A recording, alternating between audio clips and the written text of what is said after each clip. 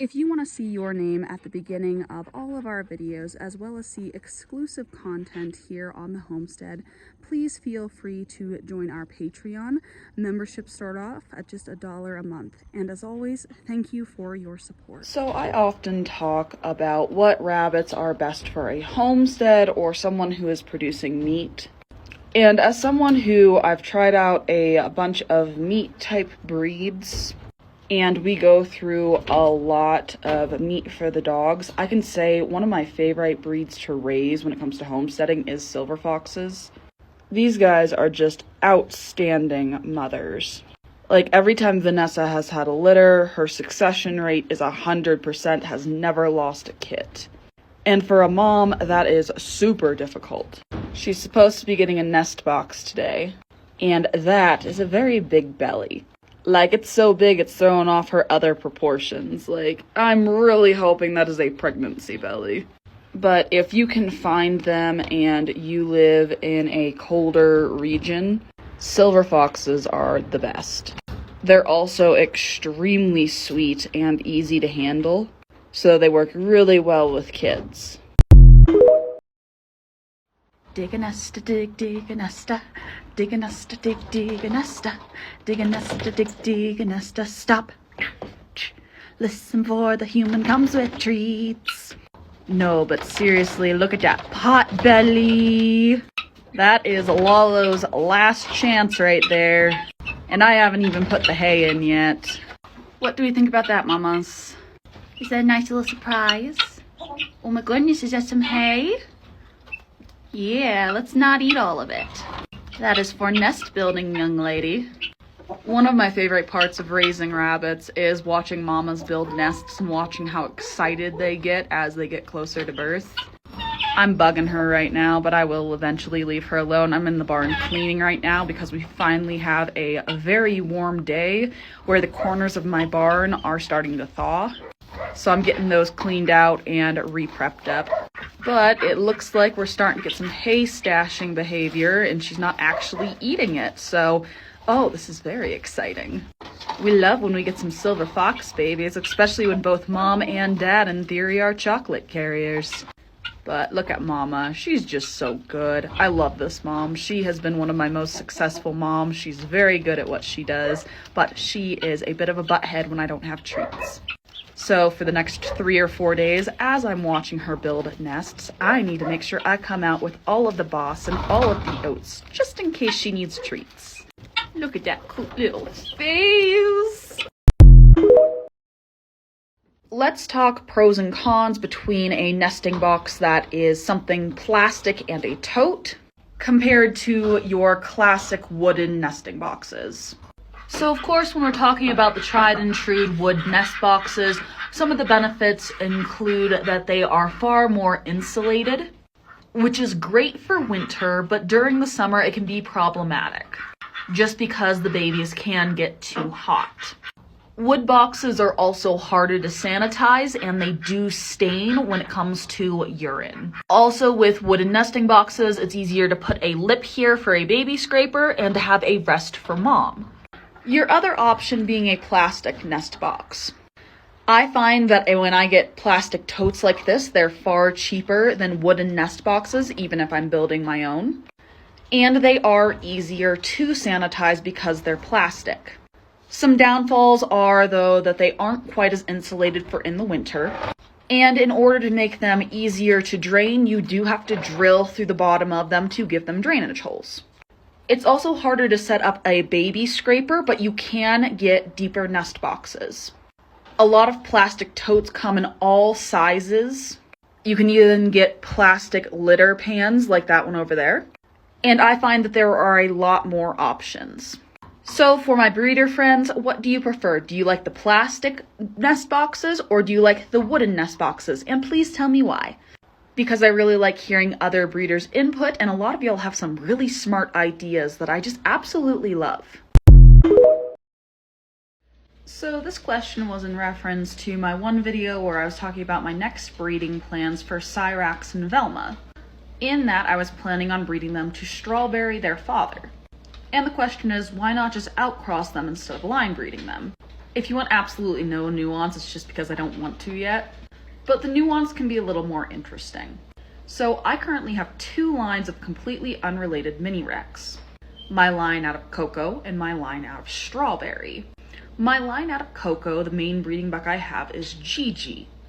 And Gigi is also my Vienna carrier. And I don't necessarily want to cross that line over into Strawberry, because a lot of people don't like blue-eyed whites. So what I need to do is I need to wait until I get a blue-eyed white doe out of Gigi. And then from that line, I need to test breed a buck out of that line that doesn't appear to carry the Vienna gene, but I need to be able to verify it through a blue-eyed white doe. That way I have a non-Vienna carrier that is not related to Strawberry's lines that I can breed together. Think of it as killing 2 birds with 1 stone. Because it doesn't matter if I put Strawberry into my boo program, but it would matter if I put my boo into my non-boo program. It would muddle my lines completely. I'd have to worry about off-white spots and things I don't want within my lines. Another thing to think about is COI. I cover a very specific line breeding chart. So I play with my COIs, making sure that no one is too related to each other, while I focus on breeding the rabbit, not the pedigree. Because we were talking about problems with inline breeding in our rabbit group the other day. The idea of inbreeding depression and such, lower fertility rates and onwards. But those are side effects to keep an eye on as you are moving forward in your line breeding.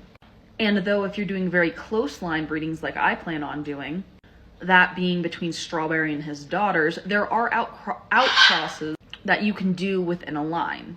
So for instance, at some point, I'm going to be breeding Lulu to one of Strawberry's sons. Lulu is out of Coco's line. And if I breed her to one of Strawberry's sons and then I backbreed that line to one of Strawberry's daughters, so in doing that, breeding Lulu to Strawberry, I would technically cross into Coco's lines, but then down the road I could take a buck out of Gigi, who is Coco's son, with a line out of Lulu and Strawberry, playing with my COIs. So I'm in-crossing different lines while retaining part of my current line. So last night I was talking about outcrosses versus staying within a line, and in that there are a bunch of things you want to look at. Because a lot of times when we're breeding within a line, we're not necessarily breeding the pedigree and looking at the COIs, but breeding the rabbit. What does one rabbit have that the other needs, and vice versa. And the reason this works so well in rabbits is that you can kind of eat the things that go wrong. So for instance, in our silver foxes, the thing that we're really focusing on right now is our fur type. Because overall, in general, our animals have a really nice type when it comes to body. So the first thing we really focus on is building our barn and then painting it. So Vanessa, although she is an improvement to Wiley when it comes to fur type, was bred to Lalo, because Lalo does have a better fur type. The next breeding, though, I'm going to breed her to Zeus, because out of all the bucks in my barn, that new buck has absolutely glorious fur. And then, in theory, what I'll do is I'll either take the babies she had with Zeus and rebreed them to Zeus, or I'll take the babies that she has with Zeus and breed them to Nina. It just depends on if this doe gives me bucks or does. And the thing is when we talk about COI and rabbit, it's a lot different than when we talk about it in a bunch of other animals. Just because the process of hard culling with them being livestock and their turnover rate for babies is so high. So for instance, although Zeus is not related to a single rabbit in my barn, he has a COI right now of, it's either 35.8 or 38.5, I can't remember. And if you would look at that in the dog community or the cat community, that would be a huge number.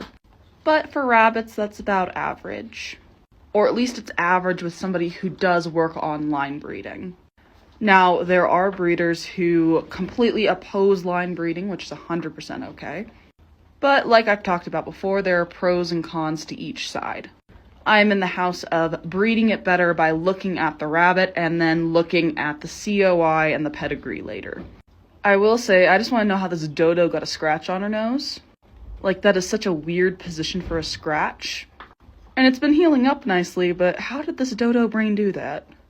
But Miss Amu is still hanging out here, and we're still waiting on our silver fox babies. I'm really excited for this litter. So I'm playing with the Evans software right now and trying to upload things from Everbreed and play with the software in the system. And I see that it has potential to be a good thing within my rabbitry, don't get me wrong. But I'm in the uploading phase right now and I absolutely despise it. So I just got all of my mini Rex and all their data uploaded, and I wish that the programs of Everbreed and Evans would mesh a little more. But I do like the fact that it is able to upload extra information from your previous breeders and kind of play that game once you get it working. It took me about 3 hours to get the system to work with my computer and a browser. I also like how neat it looks. Just from a standpoint of it's clear-cut, easy to read. I don't like how the pedigrees read in Everbreed, so the way they read in Evans is a lot nicer. But those are my thoughts so far, and I'll probably update you with more. So something that got me absolutely giggling earlier in the day was the fact that the Evans software will allow you to highlight all of your potential Vienna carriers in your pedigree. Which makes sense because a lot of people do not like Vienna carriers and would want to remove them from their lines. But my pedigrees were lighting up like a gosh darn Christmas tree. Because half of my mini Rex are either Vienna carriers or Vienna marked. And that's because one of my lines is completely out of Silly Sally, which was my blue-eyed white doe from years back. But it just got me chuckling because it is something that is not sought after with most breeders because it can screw up lines. But I really am enjoying playing with my new software and just goofing around with it to see if I actually enjoy it or not. If it was on a digital format such as my phone, that would be great. And I think I would like it even more than Everbreed. But right now, Everbreed is my number one because I have my pedigrees in my pocket. Because what if I was curious about Lulu's pedigree? Like some obsessive little fact that I couldn't pick out. Like, where did this lynx gene originate? Oh, it's from her great-grandfather on her mother's side. Like, weird little things like that that I can't do because Evans isn't on the phone. But it is nice that they'll cross over. But I am really excited about my blue-eyed white program because I bred Daisy and Gigi, both of which who are Vienna carriers, which means in theory I should get some blue-eyed whites this next litter if Daisy caught.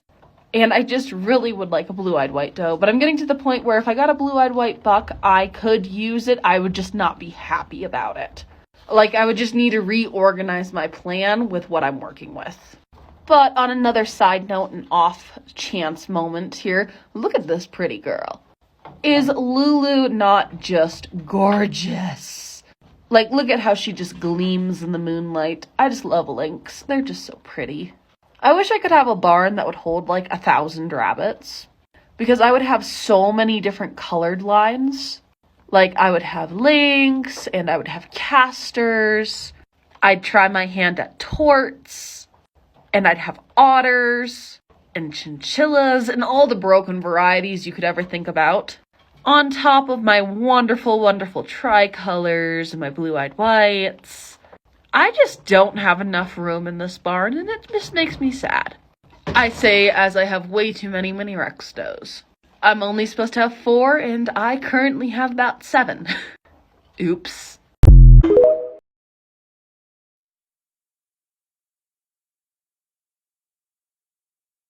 And yet another reason I try to be sustainable. The price of food is going sky high. We are on the verge of a recession. The entire economy may collapse. But in all seriousness, when it comes down to it, even if you are living in an urban area, you can still supply yourself with some food and trade with the rest. I started raising rabbits in my apartment. I've seen some of my friends raise quail in their apartment via fish tanks. And I know you've seen those cute little videos of button quail and fish tanks. Those things are so cute. I push for urban homesteading because you can do it. You just gotta play around with it. Garden on your balconies. Keep smaller animals in your house if you have to. Outside is more preferable even if you have the tiniest bit of land.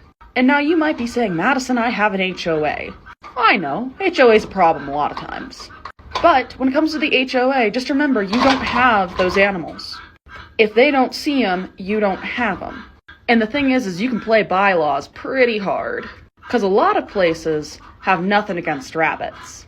You can raise all kinds of meat rabbits, and since they're quiet, you can keep them in a shed and you can discard their poop in all of your garden facilities because they have a cold manure.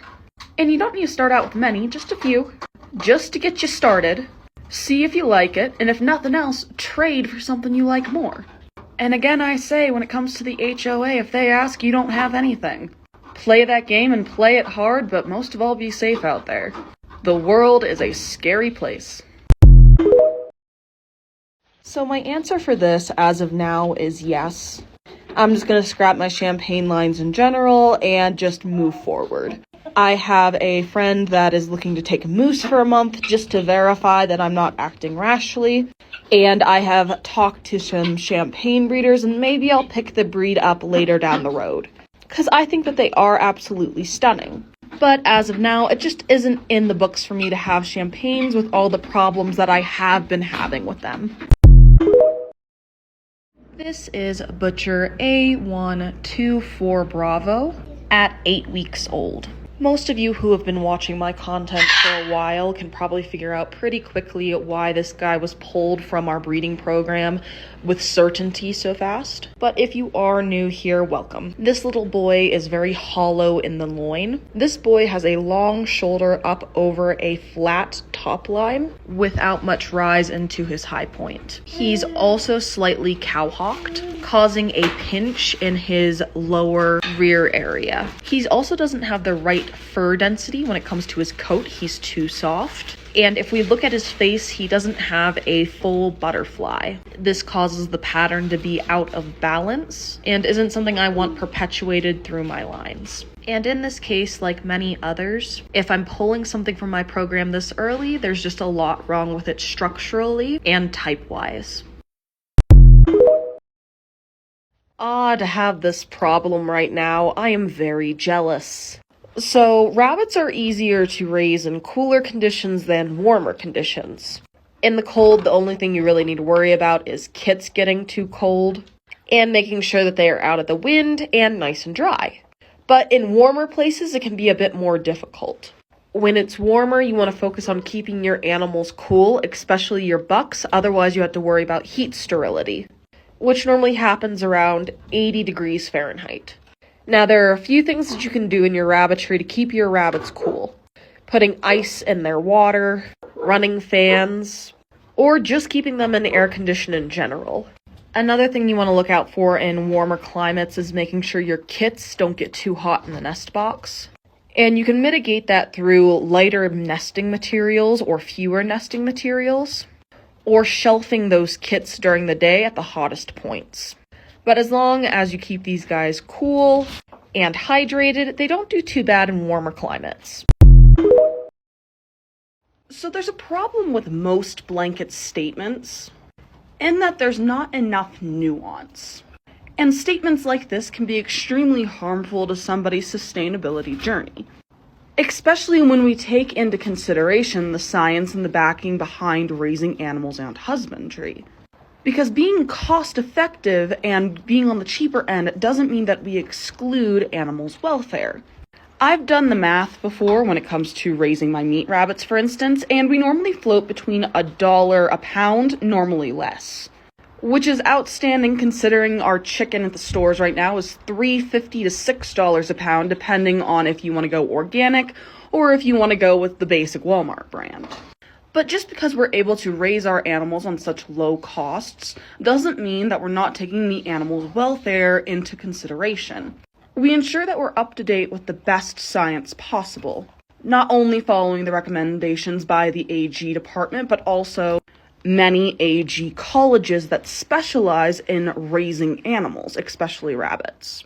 The uptick that I've been seeing lately is in a term of ethics when it comes to ethos and pathos arguments.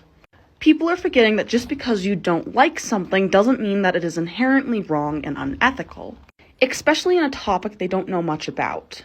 The problem that we've been seeing within the rabbit community is we're getting a lot of agencies like PETA and the HRS that are quoting studies without actually reading them to try to support false claims. These are organizations that haven't updated their feeding requirements for animals since the 90s, even though they have conflated it with a complete different species. Not to mention their 10-foot by 10-foot enclosure has no scientific backing as well, other than it makes them feel good. And when we look at studies from 2007 from Michigan State University and 2011 from Texas AMU when it comes to cage space versus the correlation of cortisol, we actually see that rabbits do better in smaller spaces and have lower stress levels. And that behaviorally, they don't have negative behaviors that we see in larger scale. Just like when we talk about bonding and pairing, we see a lot more fights and a lot more damage to the animals when we try to force them to be in a communal setting. Not to mention, my enrichment is either free or it's pretty cheap. Pine cones do wonders for these guys to keep them entertained, and hay blocks, I can get a 50-pound bag for about $20, and it lasts me for about 4 months. But all of this to say, you can most definitely make things cost-effective while keeping animal welfare into consideration. You just gotta do your research and be savvy. Not gonna lie, it makes me laugh as well, because it's a little bit absurd. But I can't find the comment right now, but they asked how we put rabbits in a meat brick position. And that is all dependent on your breed and what type they have. But in our breeds, we have commercial and compact types, all of which are the same. We want to put the back foot in line with the hip, and you want to take the front foot and put it in line with the eyes. I'm going to grab Miss Cookie here and show you how we do that. So again, what you want to do is you want to take your rabbit that is either a compact or commercial type, pick them up, put their front feet in line with their eyes, their back feet in line with their hips, and give a little squish. And that is how you appropriately stack a rabbit, or as the previous commenter put, a meat brick. So we talk a lot about AG practices on this page, especially when it comes to wire. One of my favorite studies when it comes to wire bottom cages was done by Ohio State University in about 2016. It was done with 1,600 rabbits in a commercial setting, all of which were Californians and most were does. It followed these rabbits for many years when it came to their feet, and when they looked at the whole of the rabbits, it was found that less than 10% had sore hocks. And that of those rabbits, they seemed to run in certain lines or generations. It was concluded in the study that it was not the wire itself that necessarily caused the issue, but the genetics of the rabbits and poor foot covering. So when we look at wire bottom cages, the biggest way that we can make sure that our rabbits obtain good furred feet is through our breeding program and selective culling. There is no sore feet, there is no arthritis, there is no problems from the wire flooring. But this is not by chance, nor should it be in your breeding program when you are looking at raising meat rabbits. Just like everything within your program, your genetics should be monitored and carefully decided upon, especially if you are like me and you raise a Rex furred rabbit, because they have a less furred bottom foot compared to this guy that is a silver fox. We talk about triangles of doom in that when they are babies, we can definitely see who is going to have the proper fur covering on a rabbit's foot. And by selectively breeding those rabbits who have the thicker fur coverings, we are giving them the opportunity to develop that nice furred foot that's almost like wearing a slipper or shoes on the wire flooring. And when we look at animal welfare guides, when it comes to appropriate flooring, we're looking at 14-16 gauge wire. Smooth coated is preferred, and in most cases you want 1 inch by 1/2 inch. But in dealing with a program, when we look towards the benefits of wire, we see that not only do we have a better survivability rate of kits, we see lower diseases, lower injuries, and just better overall carcass quality when it comes to raising your rabbits for meat. Texas AMU has a lot of studies and articles over the benefits of wire and how it is also best utilized in an area where you have very high temperatures, because it provides better ventilation for your rabbits. It was actually one of the big points when they were doing their Tamuk studies, because ventilation is super important, especially when we're looking at gases like ammonia. We also have less disease spread, such as snuffles, because cages are more easily sanitized than wood.